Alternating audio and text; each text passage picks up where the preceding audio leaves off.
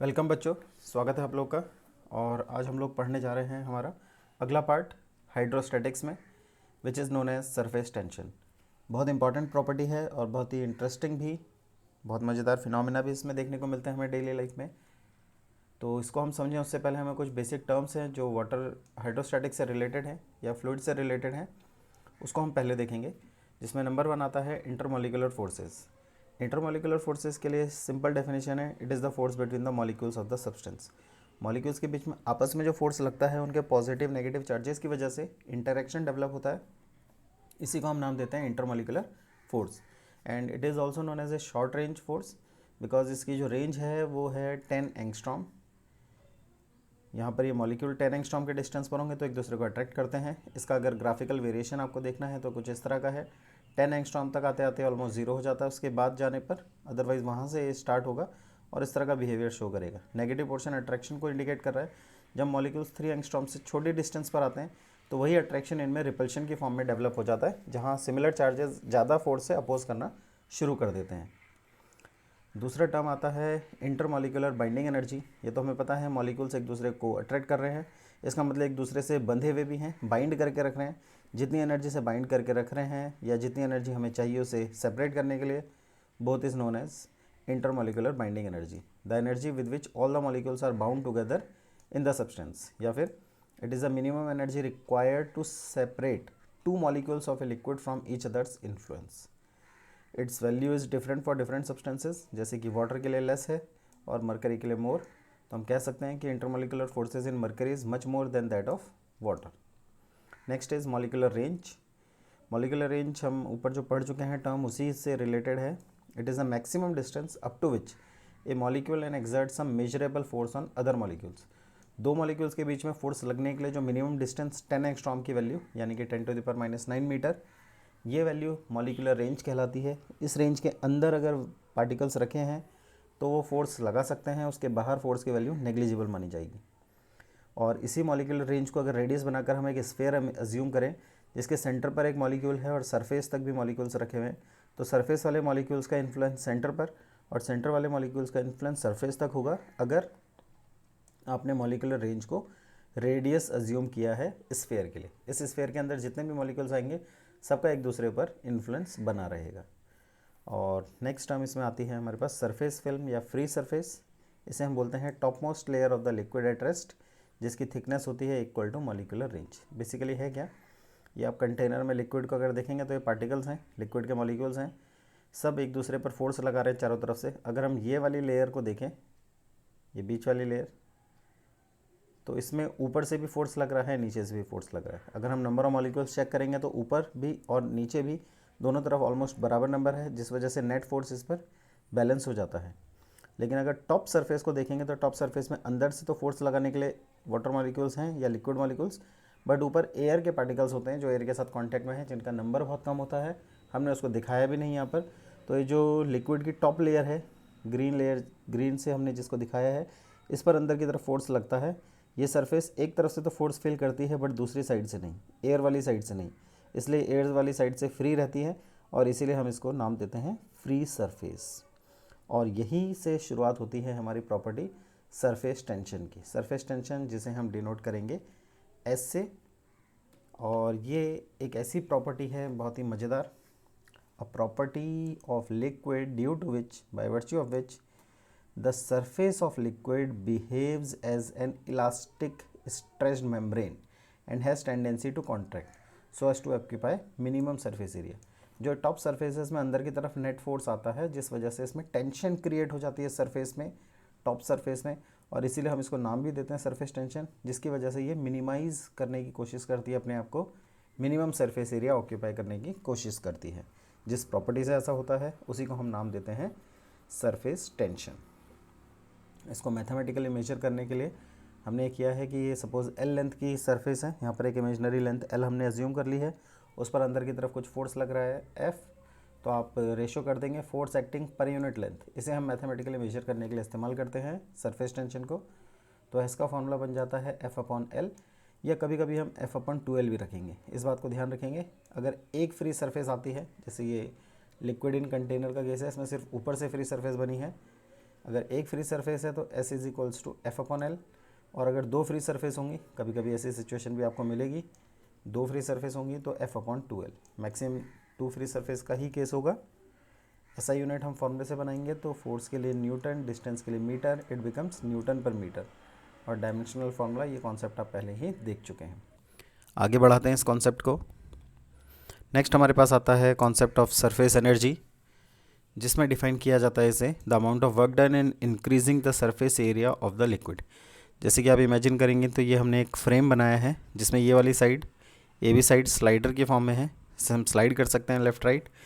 ये हमने एक सोप सॉल्यूशन में डिप किया है, जैसा आपने कई बार देखा होगा बबल्स बनाते वक्त बच्चों के टॉय आते हैं बबल्स बनाने वाले, सोप बबल्स वाले, वही ये सोप सॉल्यूशन में डिप किया गया है। और इसमें फ्री सरफेस बनी है दो, हम दो फ्री सरफेस के केस डिस्कस कर रहे थे तो ये वही है।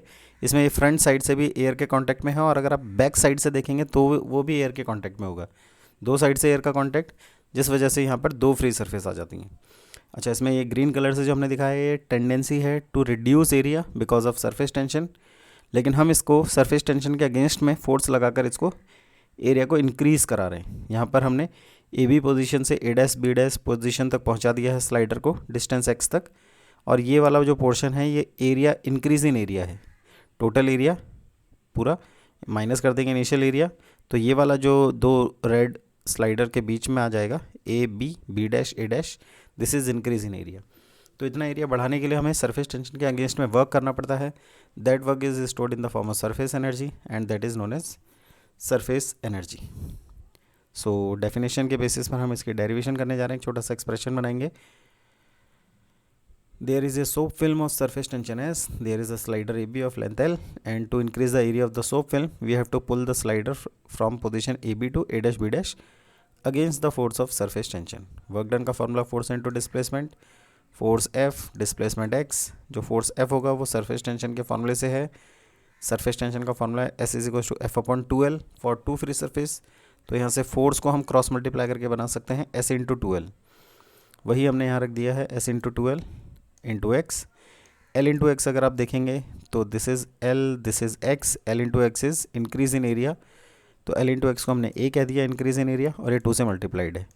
ये W is equals to S into 2A formula भी बन सकता है, और अगर ये सिंगल फ्री सरफेस होती तो एस इंटू ए भी बन जाता है।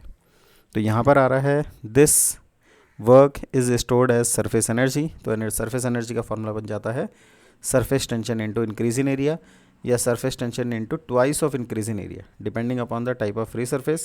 S into A is for one free surface, S into 2A is for two free surfaces. ये हमारा कॉन्सेप्ट था सरफेस एनर्जी का, आप चाहें तो इसको पॉज करके नोट कर सकते हैं यहाँ से। अब हमारे पास इसमें कॉन्सेप्ट आता है एक्सेस प्रेशर का concept, access pressure inside drop and bubble. तो इसके हमारे पास 3 केसेस हैं, 3 डेरिवेशन हैं, तीनों को हम एक ही पैटर्न पर करेंगे। तो आप ध्यान से अगर पहले वाले को देख लेते हैं तो बाकी 2 समझना आसान होगा। तो पहला केस हमने लिया है access pressure inside a liquid drop. देखते हैं, जैसे ही लिक्विड ड्रॉप बनती है हमें मालूम है इसके अंदर जो प्रेशर होगा वो ऑब्वियसली सराउंडिंग प्रेशर से ज़्यादा रहेगा। होता क्या है, जब लिक्विड ड्रॉप बनती है तो वो अपना मिनिमम एरिया ऑक्यूपाई करने की वजह से अपना एरिया रिड्यूस करती है, जिसकी वजह से अंदर एक्सेस प्रेशर क्रिएट हो जाता है as respect to the surroundings. तो सराउंडिंग के प्रेशर से बैलेंस करने के लिए अंदर का एक्सेस प्रेशर सरफेसेस को बाहर पुश करता है against the force of surface tension, और इसके रेडियस को थोड़ा सा बढ़ा देता है। हमने यहाँ इंक्रीज दिखाया है डेल आर।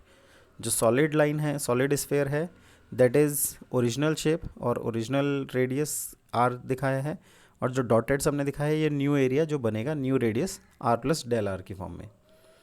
तो हमने कहा है as soon as the drop is form then due to excess pressure inside it radius of drop is increase by del r. Surface tension हमने एस मानी है, रेडियस ओरिजिनल आर मानी है।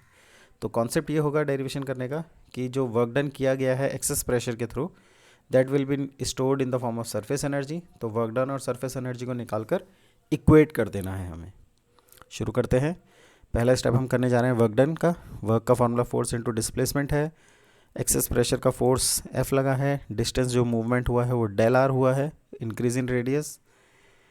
प्रेशर का फॉर्मूला फोर्स अपॉन एरिया होता है, तो force को हमने प्रेशर इंटू एरिया कर दिया इंटू डेल आर, और एरिया स्फेरिकल स्ट्रक्चर के लिए 4 पाई r स्क्वायर। ये हमारा एक्सप्रेशन आ गया है वर्क डन का। अब हमें निकालना है सरफेस एनर्जी। जिसका फॉर्मूला होता है surface tension into increase in area. तो सरफेस टेंशन हमारे पास ऑलरेडी है एस के फॉर्म में, हमें बस क्या करना है यहाँ पर इंक्रीज इन एरिया निकाल कर उसे एस से मल्टीप्लाई कर देना है। तो हम निकालने जा रहे हैं increase in area of liquid drop, तो final area minus initial area, final area is 4 pi into new radius square minus 4 pi into original radius square. तो 4 पाई कॉमन है, आर प्लस डेल आर का square minus are square. यहाँ हमने a plus del r का whole square का यानी a plus b का whole square का फॉर्मूला लगा दिया, a square plus B square plus 2ab minus are square अपनी जगह पर है।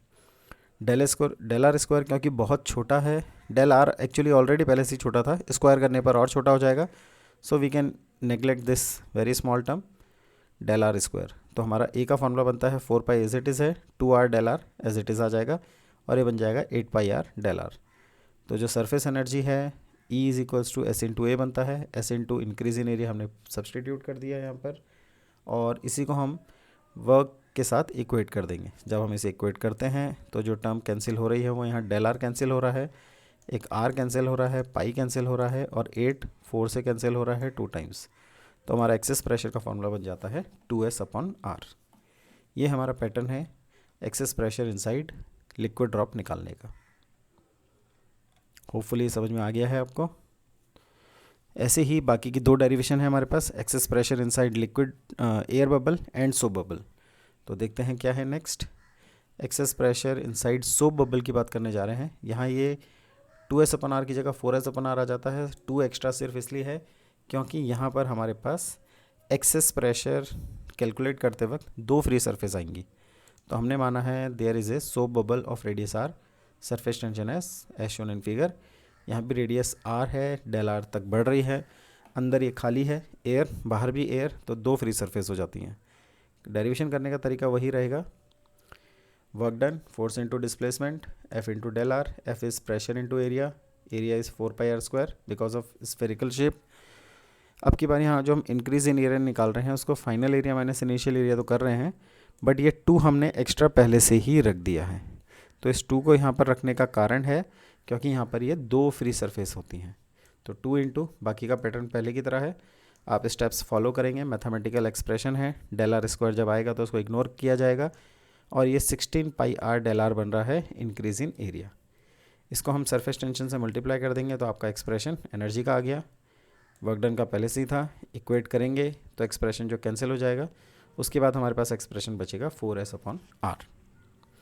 बिल्कुल ऐसे ही excess pressure inside air bubble निकालना है। यहाँ पर भी let there is an air bubble of radius r and surface tension S. इस बार ये एयर बबल है तो इसका मतलब बाहर इसमें लिक्विड होगा और अंदर एयर होगी, तो एक ही फ्री सरफेस है। डेरिवेशन का पैटर्न यहाँ भी वही है, आप देखेंगे तो सो बबल जैसा ही है, सॉरी लिक्विड ड्रॉप जैसा। सो बबल में तो 2 फ्री सरफेस हैं, यहाँ सिंगल फ्री सरफेस ही आएगी, तो final area minus initial area ही करना है। बाकी वर्क डन के लिए force into displacement, force is pressure into area, del r p into 4 pi are square हो रहा है, डेल आर अपनी जगह पर, final area minus initial area solve करते हुए, डेल आर स्क्वायर को नेग्लेक्ट करते हुए बिकॉज ऑफ वेरी स्मॉल, तो ये हमारा एक्सप्रेशन बन जाता है इंक्रीज इन एरिया का। इसको सरफेस टेंशन से मल्टीप्लाई किया तो हमें मिल गया सरफेस एनर्जी एरिया मल्टीप्लाई करने के बाद। दोनों को इक्वेट किया तो पहले की तरह हमारे पास एक्सप्रेशन आ गया है P is equals to 2s upon R. तीनों डेरिवेशन इंपॉर्टेंट है, सोप बबल वाली ऑब्वियसली थोड़ी ज़्यादा, और उसमें जो एक्स्ट्रा डिफरेंस है वो है 2 फ्री सरफेस का, उसका ध्यान आपको रखना है। नेक्स्ट आगे बढ़ाते हैं। नेक्स्ट कॉन्सेप्ट हमारे पास आ रहा है इसमें इंटर एटॉमिक और इंटर मॉलिक्यूलर फोर्सेस। तो इंटर एटॉमिक और इंटर मॉलिक्यूलर फोर्सेस में हमारे पास कॉन्सेप्ट है, ये तो हम पहले ही बात कर चुके हैं, मॉलिक्यूल्स और एटम्स के बीच में लगने वाला फोर्स। इनको हम 2 कैटेगरी में यहाँ पर क्लासीफाई करते हैं। नंबर 1 इज़ कोहेसिव फोर्स या फिर फोर्स ऑफ कोहेशन बोला जाता है। ये इंटरमॉलिक्यूलर फोर्सेस हैं सेम सब्सटेंसेस के मॉलिक्यूल्स के बीच में। एडेसिव फोर्स या फोर्स ऑफ एडेशन इस्तेमाल होता है डिफरेंट मॉलिक्यूल्स डिफरेंट सब्सटेंसेस के मॉलिक्यूल्स के बीच में आने वाले फोर्स के लिए। और थर्ड टर्म इसमें जो इंपॉर्टेंट टर्म है वो है angle of contact. Angle of contact में कहा जाता है the angle which the tangent to the free surface of the liquid at the point of contact makes with the wall of containing vessel is called angle of contact. the angle which the tangent to the free surface of the liquid at the point of contact is making with the wall of the containing vessel। देखेंगे ज़रा क्या है, हमारे पास दो तरह के substances हैं। ऐसे केसेस जहाँ पर एडहेसिव फोर्स की वैल्यू छोटी होती है और कोहेसिव फोर्स की वैल्यू ज़्यादा होती है, ये लिक्विड ऐसे मेनिस्कस बनाते हैं जिसको हम कहते हैं कॉन्वेक्स मेनिस्कस। इसमें कर्वेचर ऊपर की तरफ आता है, ये लिक्विड पर टेंजेंट, ये कंटेनर वेसल के ऊपर टेंजेंट, दोनों के बीच में आने वाला angle that is called angle of contact. For liquids having convex meniscus, ये वो लिक्विड है जिनका कोहेसिव फोर्स ज़्यादा होगा और एडहेसिव फोर्स कम होगा, जैसे कि मरकरी को ग्लास में रखा हो आपने। इनके केस में एंगल ऑफ कॉन्टैक्ट बनता है obtuse and these liquids have tendency that they do not wet the surface of container. यहाँ पर आप एक भी ड्रॉप इसमें गेन नहीं कर पाएंगे कंटेनर में। जैसे अगर आपने ग्लास में मरकरी डाला है, आप इसे बाहर निकालेंगे, पोर आउट करेंगे, तो उस सिचुएशन में एक एक ड्रॉप इसके साथ बाहर निकल आएगी। आपने शायद देखा भी हो कहीं पर। ऐसे ही वाटर को अगर आपने ग्लास में डाला है तो यहाँ एडहेसिव ज़्यादा होता है, कोहेसिव कम, जिससे ग्लास के मॉलिक्यूल्स वाटर के मॉलिक्यूल को अपनी तरफ खींच लेते हैं और ये एंगल बन जाता है थीटा लेसर देन 90, यानी कि कॉनकेव मेनिस्कस बनता है, ये एक्यूट एंगल बनता है। और उस कंडीशन में such liquids have tendency to wet the surface of container. ये प्रॉपर्टी है एडहेसिव और कोहेसिव के डिफरेंस के बेसिस पर। डायग्राम में अभी आप देख सकते हैं। और इससे रिलेटेड हमारे पास फिर कॉन्सेप्ट आता है कैपिलरी ट्यूब का। कैपिलैरिटी एक फिनोमिना है, कैपिलैरिटी, इसको देखेंगे। कैपिलरी ट्यूब किसी भी ऐसी सिलेंड्रिकल ट्यूब के लिए नाम दिया जा सकता है जिसको हम इस तरीके से रखेंगे कि जिसकी रेडियस बहुत छोटी होगी as compare to its length, तो एक फाइन ट्यूब बन जाएगी। इसे हम नाम देंगे कैपिलरी ट्यूब। इस कैपिलरी ट्यूब में एक प्रॉपर्टी होती है जिसे हम कहते हैं कैपिलैरिटी या फिर capillary action, and that is the phenomena of rise और fall of liquid inside a capillary tube. जब भी इस कैपिलरी ट्यूब को हम इंसर्ट करते हैं किसी भी ऐसे लिक्विड में जिसमें एडहेसिव या कोहेसिव फोर्सेस के डिफरेंस आता है, ऐसे लिक्विड्स में ये लिक्विड का या तो फॉल आता है या राइज आता है। इसी राइज या फॉल को हम नाम देते हैं कैपिलरी एक्शन। क्या है ज़रा देखेंगे। ये वो लिक्विड है जैसे कि वाटर इन ग्लास, इसमें जब हमने कैपिलरी ट्यूब को इंसर्ट किया तो लिक्विड अपने नॉर्मल लेवल से थोड़ा ऊपर चला जाता है। और ऐसे ही ये कॉन्वेक्स मेनिस्कस, मरकरी वाला केस, इसमें जब कैपिलरी ट्यूब को इंसर्ट करते हैं तो लिक्विड अपने नॉर्मल लेवल से थोड़ा डिप्रेस हो जाता है, फॉल कर जाता है। तो राइज और फॉल ऑफ लिक्विड, इसी को हम नाम देते हैं कैपिलैरिटी या फिर कैपिलरी एक्शन। तो यहाँ पर देखेंगे एप्लीकेशंस क्या क्या हैं हमारे पास इसकी। Fine pores of blotting paper act like capillary tubes and ink rises in them leaving the paper dry. ऐसे ही a towel soaks water on account of capillarity. Towel का जो वर्किंग एक्शन है that is also based on capillarity. Oil rises in long narrow spaces between the threads of the wick. ऐसे ही swelling of wood in rainy season, again it is due to of capillarity. Ploughing of field is very important for preserving moisture in the soil. ये ऐसे इसलिए किया जाता है so that by breaking the fine capillaries in the soil, उसमें आने वाला water का राइज हम प्रिवेंट कर सकें और उससे उसमें मॉइस्चर को मेंटेन किया जा सके। Sand is drier soil than clay. Sand की जो ड्राइनेस होती है वो ज़्यादा होती है सॉइल से, रीज़न कि जो सैंड के पार्टिकल्स हैं वो थोड़ा दूर होते हैं, विड्थ ज़्यादा होती है, विड्थ ज़्यादा होने से जो राइज होगा लिक्विड का वो कम रहेगा, नेग्लिजिबल रहता है। तो ये था हमारा फिनोमेना कैपिलैरिटी से रिलेटेड। इसमें एक फार्मूला ज़रूर आता है, एसेंट फार्मूला, जो बताता है कितना राइज या कितना फॉल होगा। उस फार्मूले की बात हम करेंगे नेक्स्ट क्लास में। Till then take care, good bye.